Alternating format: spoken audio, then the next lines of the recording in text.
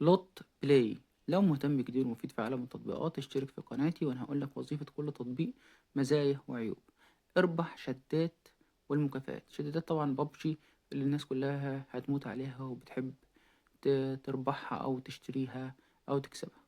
طبعا التطبيق فيه ألعاب كتيرة تقدر تلعب الألعاب دي، طبعا هتتفرج على الإعلانات وطبعا التطبيق هيكسب من وراك. كمان التطبيق بيقولك ان احنا ممكن تجرب عجلة الحظ.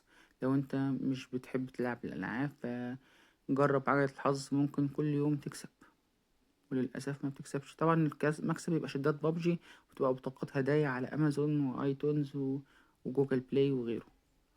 كمان لو انت لا عندك لا ده ولا ده، فانت عندك في اسئلة وفي استبيانات تقدر تحدد مهمة من المهمات وتكملها لحد النهاية عشان تكسب. وطبعا برضو الكلام ده بلح، تقدر تكمل المهمة لحد النهاية وما بتكسبش اي حاجة. كمان بيقول لك التطبيق لو انت كسيل قوي بقى وما بتعملش اي حاجة، فكفاية قوي انك تفتح تطبيق كل يوم. تفتح تطبيق كل يوم بس تكسب نقاط.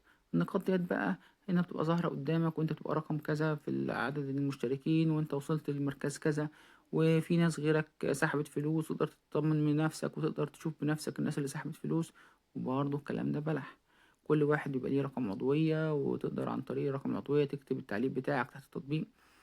وبرضه ده التعليقات دي تبقى مدفوعة عن طريق النقاط عشان تكسب نقاط أكتر، فتقدر ترفع من قيمة التطبيق نفسه على جوجل بلاي. وطبعا بيقولك لو انت ما عندكش لا ده ولا ده وعايز تدعي أصدقائك، فكل دعوة من أصدقائك بتاخد فيها 3000 نقطة وتقدر تجمع نقاط أسرع. وبرضه الكلام ده بلح. ناس كتيرة عملت دعوات لأصدقائها وخدت اللينك وخدت رمز الدعوة اللي هي بتبقى بتاعتها وحطيتها على الفيسبوك وعلى الواتساب وعلى جروبات إلى آخره، وبرضه محدش كسب حاجة. فالتطبيقات دي كلها يا جماعة اتكلمنا فيها كتير جدا، كلها تطبيقات نصب في نصب.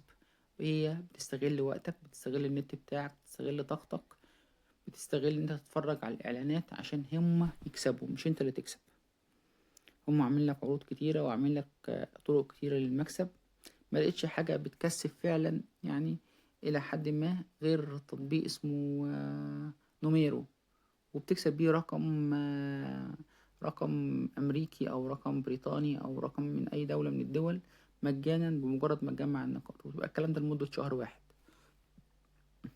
ولو عايز كل شهر يبقى معاك نفس الرقم بتقدر تجمع نقاط تانية عشان الرقم يفضل معاك، وتقدر تشغل من واتساب فيسبوك تليجرام وغيره برقم أمريكي أو أيا كان الرقم اللي بتختاره.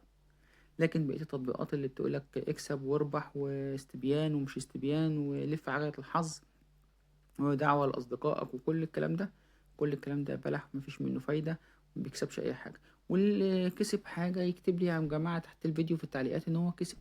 ولو كسبت فعلا أنا هخلي الناس كلها اللي بتتفرج على القناة واللي عارفة التطبيق أو لسه معرفتش التطبيق تخش على كلامك أنت وعلى حسابك أنت عند ربنا وتكسب معاك لو أنت كسبت، أو تخسر ويبقى حسابك برضو عند ربنا، انك بتضيع وقت ومجهود وفلوس وداتا ونت وكل الحاجات ديت على الناس على الفاضي وخلاص. فالتطبيق اي حد بيلاقي تطبيقات اربح بيجي على طول يربح. وشدات بقى بابجي ديت بالنسبه لناس كتيره يعني اهم من الفلوس نفسها. يعني انا عايز العب، عايز اكسب، عايز اعمل، فبالنسبه لهم بتبقى الحاجات دي مهمه جدا جدا جدا. لو ما كنتش تعرف اي حاجه عن التطبيق وعرفت من خلال قناتي، شير ولايك وسبسكرايب. لو عندك معلومه انا ما قلتهاش اكتبها لي في الكومنتات تحت الفيديو وانا اثبت تعليقك، لان تعليقك بيفيد غيرك. شير ولايك وسبسكرايب للقناه واستنوني تاني في تطبيق جديد عشان اقول لكم الجديد والمفيد في عالم التطبيقات. اشوفكم على غير فيديو جديد. السلام عليكم.